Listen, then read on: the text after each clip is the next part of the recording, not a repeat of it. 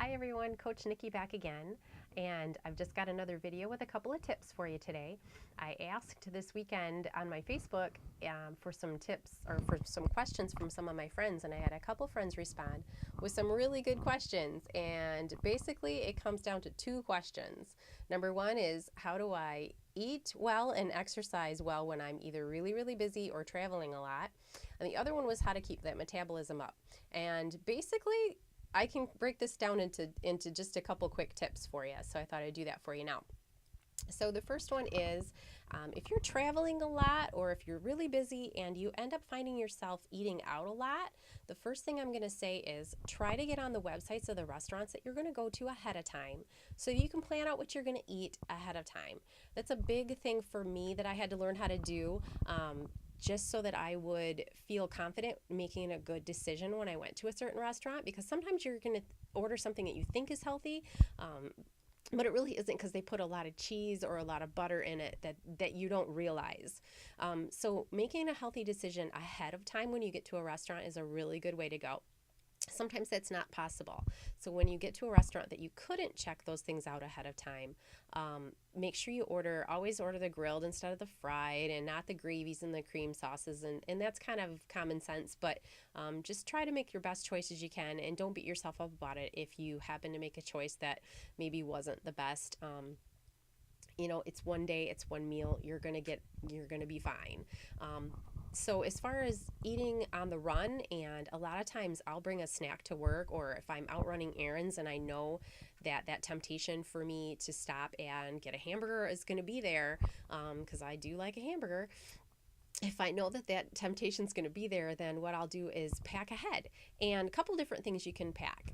Actually, a lot of things. But one thing you can do is always get one of these blender bottles that has these little blender shake things in there, and use it for your protein shakes. If you have a protein powder that you like, I've tried several of them, and there's some really good products on the market. Those will help keep you full for a long time too. Protein shake, make it with either water, or I like almond milk. Skim milk is okay too, but those kinds of things. The other thing that I like that does help keep me full all day long are Shakeology.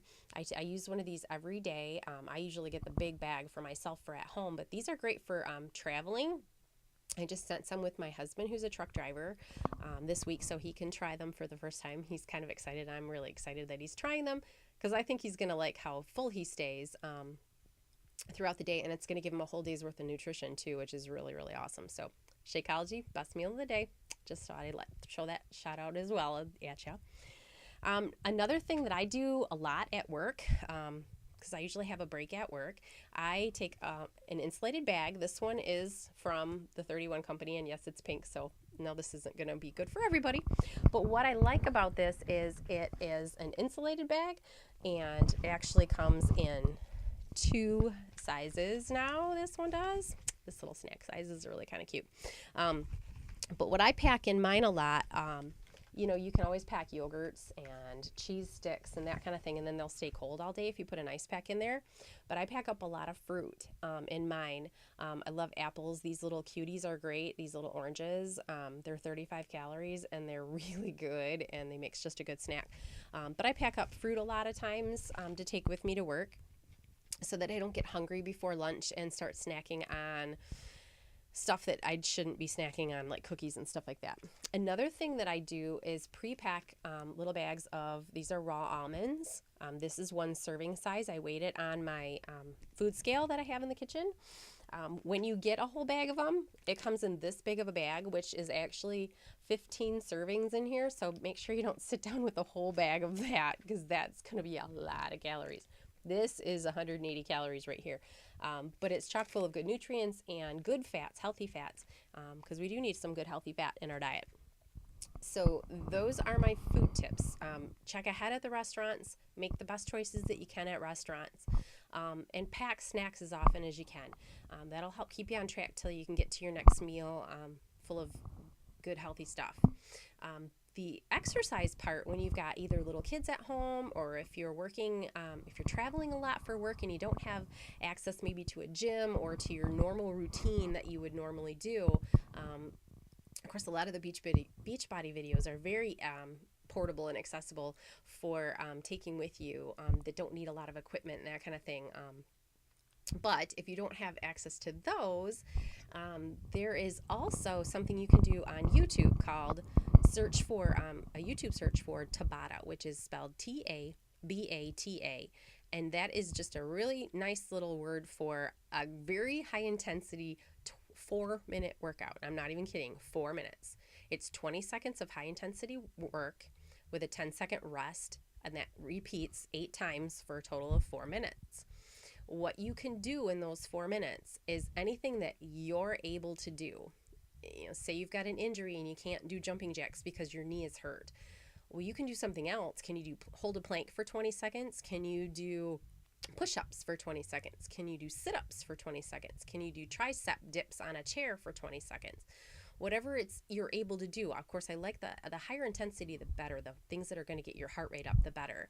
If you can, run and place high knees for 20 seconds, if you can do burpees for 20 seconds, those are really hard to do for 20 seconds. And if you can do that, pick 4 things and then do it twice.